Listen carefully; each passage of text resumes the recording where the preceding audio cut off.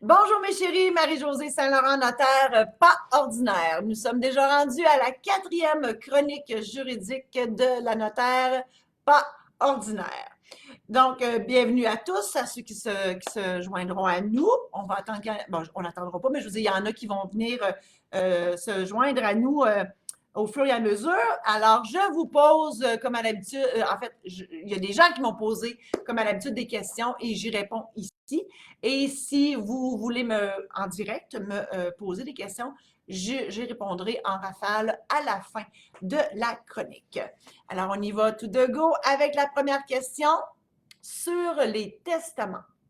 Suzy de Candiac me pose la question suivante. Moi et mon chum, on n'est pas mariés. Nous avons 2 jeunes enfants. Si on meurt tous les deux, qu'est-ce qui arrive avec nos enfants si on n'a pas de testament? Bien, il arrive que pour les enfants comme tels, on devra nommer un tuteur, donc aux enfants mineurs, parce qu'un enfant mineur, ça ne veut pas décider par eux-mêmes, ça prend un adulte. Et c'est une des raisons pour lesquelles on fait un testament, c'est pour choisir les gens qu'on veut pour s'occuper de nos enfants si jamais on n'est plus là. L'autre chose que j'aurais tendance à vous dire, c'est que, évidemment, un enfant mineur qui hérite dans une succession, le tuteur va aussi avoir besoin d'un conseil de tutelle formé de 3 personnes et le curateur public arrive dans le décor par là-dessus. Donc, un beau club sandwich. Et c'est une procédure judiciaire qui est là, en place pour justement nommer le tuteur, le conseil de tutelle formé de 3 personnes qui surveillent l'administration du tuteur en place et le curateur public à qui on doit envoyer une fois par année un rapport annuel. Et le tuteur, le tuteur ou le curateur aura pas tous les pouvoirs en regard à ce que les enfants recevront. Donc, l'idéal, c'est sûr, c'est de faire un testament. Mais si on n'en a pas, malheureusement, et qu'on meurt, oui, malheureusement, en laissant des enfants mineurs en arrière, il y aura un tuteur qui sera nommé pour s'occuper d'eux et gérer leurs avoirs. Mandat d'inaptitude. Georges de Drummondville. J'ai 35 ans, ma soeur 37 et mon frère 41. J'ai relu et relu la question. Leur âge n'a rien à voir dans la question. Je trouve ça juste comique. Notre mère, veuve depuis des années, est assidûment courtisée par un homme dont on doute de l'honnêteté. À bien observer le comportement de ma mère, on réalise qu'elle est en train de vider son compte en banque au profit de son nouvel ami, si on peut appeler ça un ami, et que ses décisions sont de plus en plus bizarres. On ne reconnaît plus notre mère et on songe à lui faire un mandat d'inaptitude pour sa protection. Comment on fait? Qu'est-ce qu'on fait avec ça? Malheureusement, ça arrive plus souvent qu'on pense, des gens qui sont courtisés, j'aime le mot, par des gens peu attentionnés, peu attentionnés parce qu'ils ont des mauvaises intentions en arrière. Votre mère, est-ce que je peux comprendre? Bon, j'ai le toupette tout croche, je m'arrange le toupette un peu. Votre mère, ce que je peux comprendre, c'est qu'elle commence à en perdre des bouts. Reste à savoir à quel degré. Parce que si elle est trop inapte, donc plus en mesure d'exprimer son consentement, on ne pourra pas lui faire un mandat d'inaptitude. Donc, c'est de voir avec son médecin dans quel état elle est, avoir un diagnostic d'aptitude. Moi, c'est sûr que si j'avais ce cas-là dans mon bureau, je poserais énormément de questions à votre mère toute seule avec elle dans mon bureau. Il fait combien dehors, on est quelle date, etc. pour mesurer son aptitude. Puis si on voit que c'est plus so-so, à ce moment-là, on se tourne vers un professionnel qui est, en l'occurrence, le médecin, pour déterminer si votre mère elle est encore apte à signer un mandat. Et chose certaine, il est moins une. Donc, agissez rapidement. Aide médicale à mourir. Ursule, j'aime ça ce mot-là, ce nom-là, Ursule, de Repentigny, me pose la question suivante. Mon mari est au CHSLD en chaise roulante. Il se promène à longueur de journée dans les corridors à jaser avec tout le monde. mais il n'en peut plus de faire juste ça. Il veut s'en aller au ciel. Le médecin ne veut pas. Qu'est-ce qu'on peut faire? Je vous comprends, Madame Ursule, parce que effectivement, il y a des gens qui ont, à leurs yeux, n'ont plus de qualité de vie, mais pour le médecin, ils y en ont encore. Donc, ce que je comprends, c'est que votre mari sortira jamais du CHSLD et son état va s'en aller en s'aggravant. C'est sûr que votre mari peut demander l'aide médicale à mourir, mais bon, cette aide-là va s'appliquer seulement si votre mari est en fin de vie. Donc, on s'entend que c'est la fin de la qualité de vie, on n'a plus. Il n'y a plus rien de drôle là, comme votre mari, vous me semblez me dire que votre mari ne trouve plus rien de drôle là-dedans. Et votre mari doit être en état irréversible, c'est qu'on est sûr à 200% que votre mari ne reviendra pas de cet état-là. Et bien, ça sera le médecin qui va décider si votre mari répond à ces conditions-là de fin de vie et de qualité de vie et d'état irréversible. Malheureusement, on ne peut pas aller plus loin que ça au Québec. Alors, je vous souhaite bon courage, Madame Ursule. Mariage. Sarah de Sutton. Si on se marie à Cuba, est-ce que notre mariage est bon ici? Là, il faut faire attention, c'est une très bonne question. On doit distinguer les règles en regard à la célébration du mariage et les règles en regard au pays où on habite. Ici, bon, à Cuba, Raoul, qui va vous marier ou qui vous a marié, ben lui, on va regarder s'il a les pouvoirs de vous marier, mais dans son pays. OK? Si Raoul, c'est un pseudo-curé, puis que à Cuba, c'est normal, c'est prévu, qu'il peut célébrer des mariages, la validité de la célébration du mariage sera correcte. En rendu ici, votre mariage, donc, il va être valide, mais il ne sera pas connu. Alors, l'idée, c'est qu'il faut aussi dire, bon, quand je vous parlais de la loi de votre lieu de résidence, c'est que c'est la loi du Québec qui va s'appliquer pour savoir quel régime matrimonial s'applique à vous. Donc, peu importe, l'idée, c'est peu importe où vous vous mariez sur la planète, vous allez respecter et vous allez être obligé aux règles du Code civil du Québec parce que vous résidez au Québec. Donc, le patrimoine familial va s'appliquer à vous et le régime légal de la société d'acquêt va s'appliquer si vous n'avez pas fait un contrat de mariage avant de vous marier chez un notaire pour choisir le régime de la séparation de biens. Donc, c'est ce que je veux vous expliquer. Et bien, évidemment, il faut s'assurer que ce n'est pas n'importe qui vous marie à l'endroit où vous avez célébré votre mariage parce qu'il faut que la personne soit habilitée à le faire selon la loi du pays, parce qu'on ne peut pas contrôler tous les pays, on comprend-tu? Donc, le célébrant doit répondre aux normes de sa place. Rendu au Québec, une fois que vous avez dégrisé de votre voyage puis que vous êtes bien heureux d'être marié, bien, il faut voir à le faire enregistrer, ce mariage-là, au directeur de l'État civil. Donc, c'est une procédure que vous devez faire.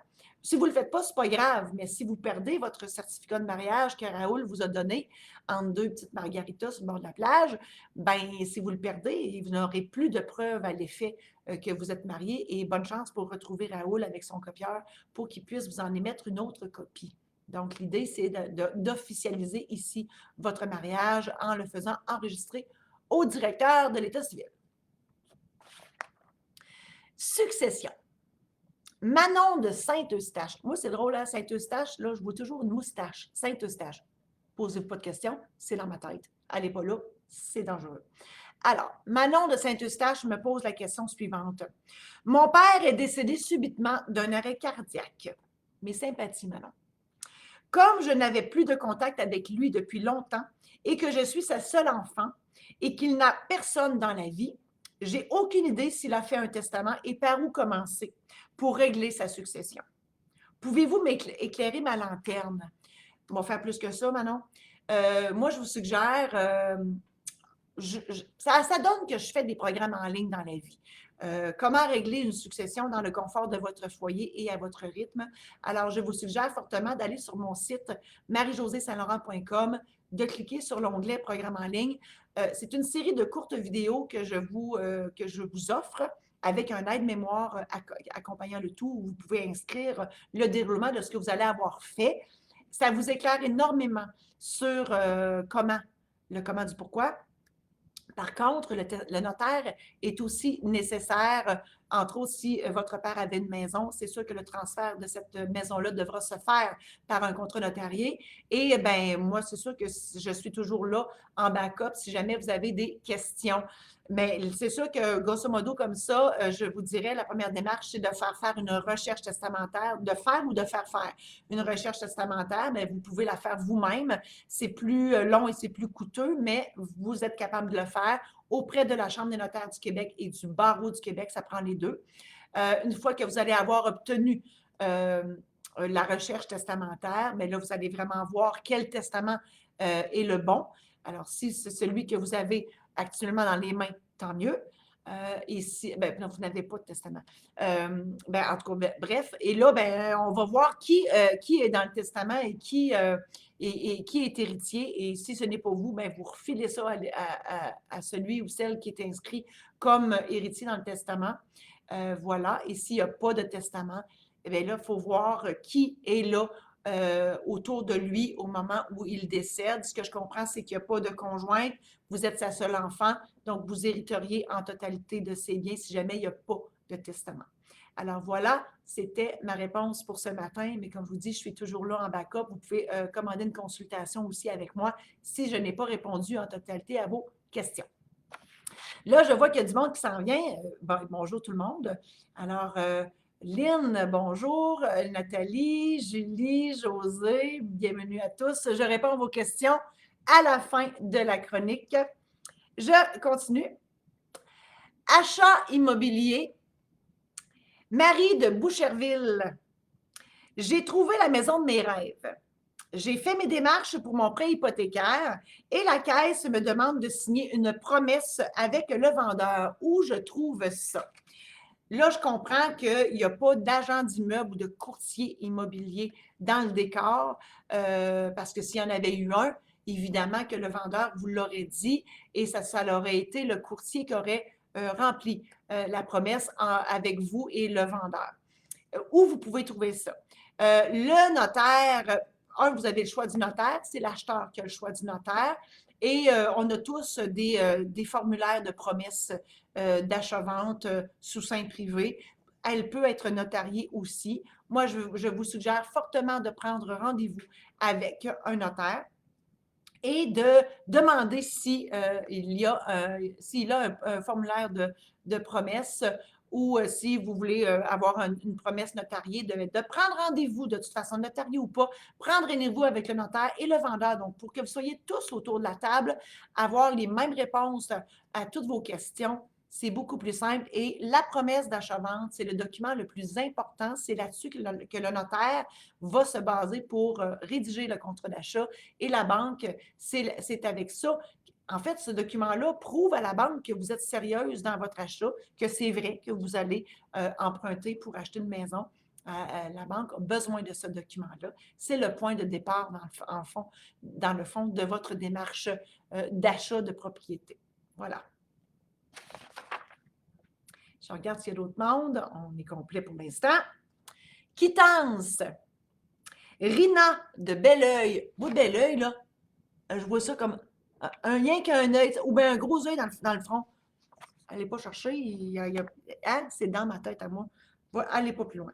Rina de Belleuil, elle me pose la question suivante. Je suis sur le point de faire mon dernier paiement de maison. Bravo, yeah, elle le dit, yeah, avec beaucoup de et. Bravo, j'ai hâte d'être rendue là moi aussi. Ce n'est pas mon cas. Est-ce que j'ai quelque chose à faire à part ouvrir la bouteille de champagne? J'aime la question.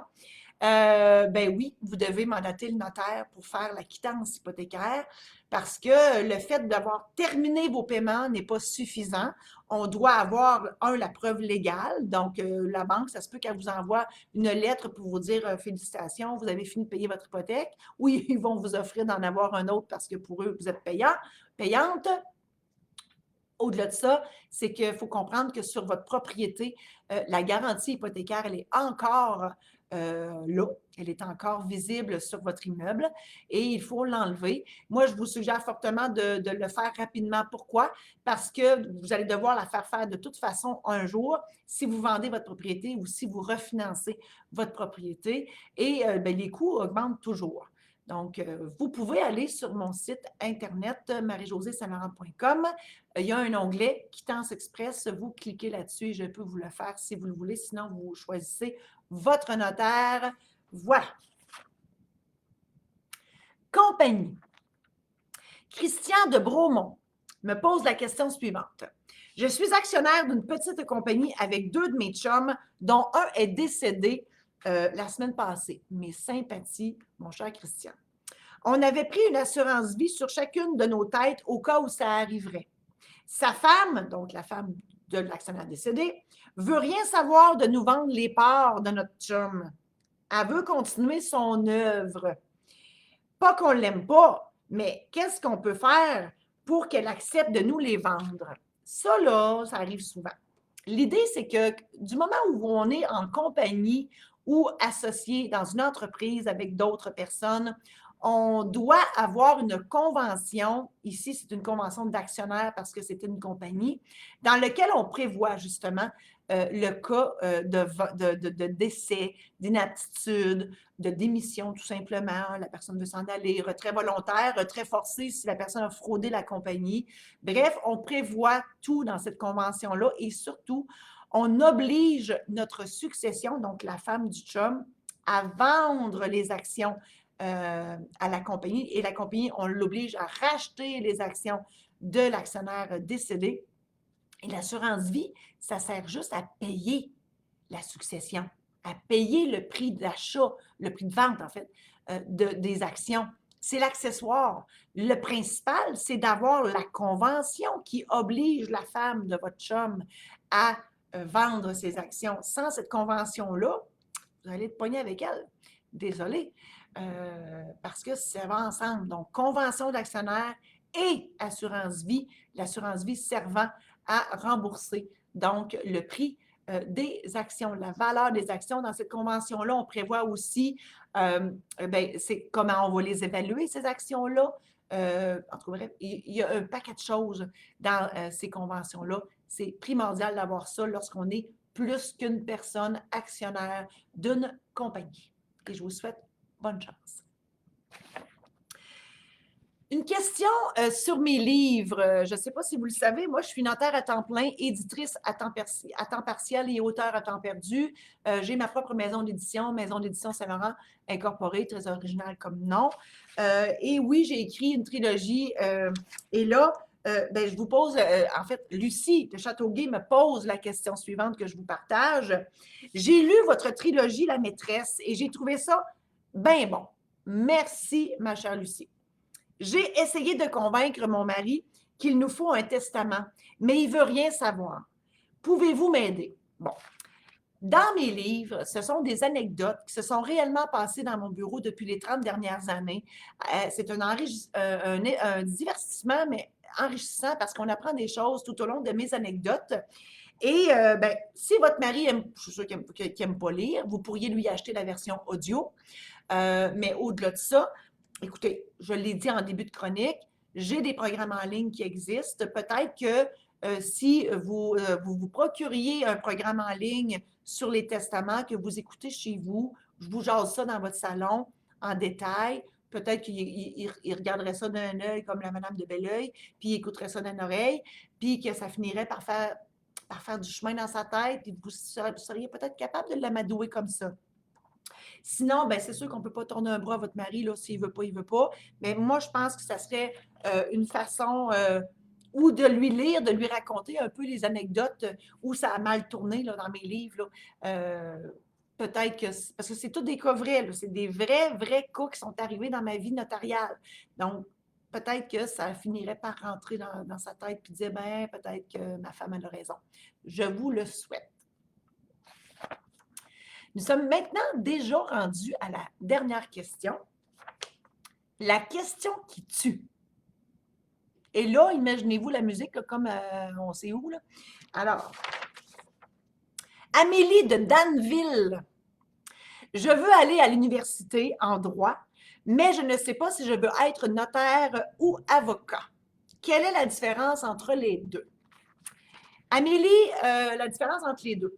C'est sûr que notaire, on est plus le juriste de l'entente, alors que l'avocat est plus le juriste en défense. Hein. On va voir normalement un avocat quand on est mal pris et qu'il faut se défendre parce qu'il est arrivé une bad luck quelconque dans notre vie.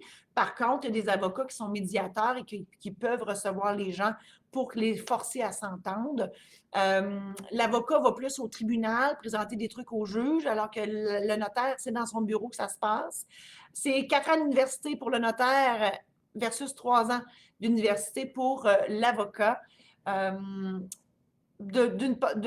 D'un côté ou de l'autre, Amélie, tu dois aimer lire parce que si je mettais bout à bout tout ce que j'ai lu dans mes 4 ans d'université, d'après moi, ça mesure 2 fois long, 2 fois haut comme ici. Et moi, c'est ma mémoire photographique qui m'a beaucoup aidé à passer au travers mon droit parce que j'étudiais de jour et de nuit. Je me fermais les yeux, je voyais tout ça passer dans mes rêves. Voilà. Alors, ben écoute, et l'autre moyen, c'est d'aller dans un bureau de notaire ou dans un bureau d'avocat. Moi, je reçois des étudiants dans mon bureau pendant une journée complète où j'essaie d'avoir différentes sortes de rendez-vous pour donner une idée d'ensemble de la patente. Alors, oui, c'est possible. Ça nous fait toujours plaisir d'encourager les gens à s'en aller dans notre branche, comme on dit. Alors voilà, c'est tout pour la chronique juridique. Les gens avec moi, restez là, je vous reviens en rafale après. Mais pour ceux qui veulent quitter, je vous suggère d'aller sur mon site internet marie-josée-saint-laurent.com où vous pourrez vous procurer mes guides gratuits sur un paquet de sujets dont on a discuté aujourd'hui. Et à l'obtention d'un guide gratuit, vous obtenez ma version numérique de mon premier tome. Bon, il y a un reflet, voilà. De mon premier tome, Les mémoires de la maîtresse. Et ceux qui pensent seulement pourquoi la maîtresse, c'est simplement le féminin de maître, c'est une petite blague. Et si vous voulez vous procurer un programme en ligne, eh bien, je vous donne la version numérique du tome 2, La maîtresse récidive. J'avais encore bien des histoires à vous raconter. La maîtresse récidive, version numérique. Alors, j'y vais avec vos questions. Je reviens en arrière. Alors, Lynn Langlois, comment retrouver un testament que j'ai perdu il y a 25 ans? Bonne question, ma chère Lynn. En fait, si vous vous rappelez le bureau du notaire ou le nom du notaire, ça serait génial parce que ça se peut que ce notaire-là ne pratique plus, mais son greffe, donc tous ses contrats sont allés ailleurs. Donc, il suffit d'appeler à la Chambre des notaires pour demander, bien, ce notaire-là, un, pratique-t-il encore? Et deux, si oui, où il est rendu? Et sinon, qui a repris ces dossiers? Et vous pourrez mettre la main sur votre testament que vous devrez aller récupérer en personne avec vos pièces d'identité parce qu'on ne peut pas donner un testament à d'autres personnes que la personne qui l'a fait ou quelqu'un qui nous amène la preuve de votre décès. Vous n'êtes pas morte. Merci mon Dieu. Donc, voilà. Si vous ne vous souvenez plus, ben là, je n'ai pas de truc, malheureusement. Vous allez devoir en refaire un. De toute façon, 25 ans, il s'en est probablement passé beaucoup de choses dans votre vie qui feraient en sorte que j'aurais tendance à vous dire que vous devrez de toute façon en faire un nouveau. Parce que j'imagine que depuis ce temps-là, vous avez eu un autre conjoint, des enfants, peut-être des petits-enfants, etc. Donc, ça ne serait pas mauvais d'en refaire un nouveau de toute façon. Nathalie, toujours intéressante à écouter. Moi, j'ai l'esprit tranquille depuis notre rencontre. C'est toi qui le dis. Moi, je ne peux pas le dire. Je fais juste lire ce que tu m'as écrit parce que je tenais au secret. Tu es la meilleure. Mais tu es donc bien fine. Nathalie, on est allé à l'école ensemble. On se connaît depuis le secondaire. Merci infiniment, t'es fine. Julie, bonjour Julie. Julie, sans elle, je ne serais pas là non plus. Julie m'aide énormément. Elle fait des beaux soins énergétiques. La patente, c'est extraordinaire. Et d'ailleurs, on se revoit cette semaine. José Thibault, je lis sa question. Bonjour, j'aimerais bien avoir votre avis car le cas est très complexe. Donc, voici l'histoire. Mon fils a contracté une hypothèque en juin 2017 avec sa conjointe. Juin 2018, séparation. Mademoiselle, bon, j'ai monté trop vite. Mademoiselle quitte mon fils et fait faillite, mettant la maison, j'imagine, la maison est en faillite. j'ai contacté la surintendante de la faillite et ce qu'elle me dit, c'est ex-conjointe et le syndic ont abandonné leurs droits de la maison. Donc, que faire pour qu'elle n'apparaisse plus sur l'hypothèque sans que mon fils demande une nouvelle hypothèque car ses revenus ne le permettent pas. Alors, il aimerait vendre sans que mademoiselle touche le 50 de la... Eh boy! Peut-il signer une convention écrite du notaire pour qu'elle donne sa part à son fils? Merci. José, ce que je comprends, je vais dire ça dans mes mots, là. Ce que je comprends, c'est que votre fils était en couple, ils se sont séparés, faillite, bon, tout le monde est embarqué là-dedans, mais le syndic n'a pas pris la maison probablement parce qu'il n'y avait pas d'équité dedans. Mais l'histoire me dit aussi qu'ils sont encore propriétaires à deux. Pour se départir de cette maison-là, malheureusement, ils sont propriétaires. On ne peut pas enlever le droit de propriété à quelqu'un. Elle devra, si elle le veut, céder sa part, parce que l'histoire ne dit pas, mais je présume que votre fils a continué à faire les paiements de cette hypothèque-là sans qu'elle les fasse. Alors, c'est sûr qu'elle ne pourra pas avoir son 50 au total si votre fils a payé plus qu'elle, mais il y a une présomption qu'ils sont propriétaires 50-50. Donc, votre fils devra prouver qu'il a payé plus qu'elle sur cette maison-là. Sinon, l'idée, c'est de la faire évaluer, de la mettre en vente, ils vont signer la blague de vente à deux. Et là, ça sera justement à votre fils de prouver au notaire qu'il a payé plus de choses qu'elle sur cette maison-là. Et à ce moment-là, c'est ça qui serait de baisse, là, à ce que je peux voir à première vue. José, si je n'ai pas répondu en totalité à ta question, écoute, je t'invite à m'appeler ou commander une consultation sur mon site et ça me fera plaisir de te répondre plus amplement. Là, je te réponds avec le texte que tu m'envoies. Mais bref, qui vendent ça au plus vite et acheter la paix. J'aurais tendance à vous dire aussi, puis là, ce n'est pas le notaire qui parle, c'est moi. J'aurais tendance à dire, des fois, lâcher prise, c'est bénéfique.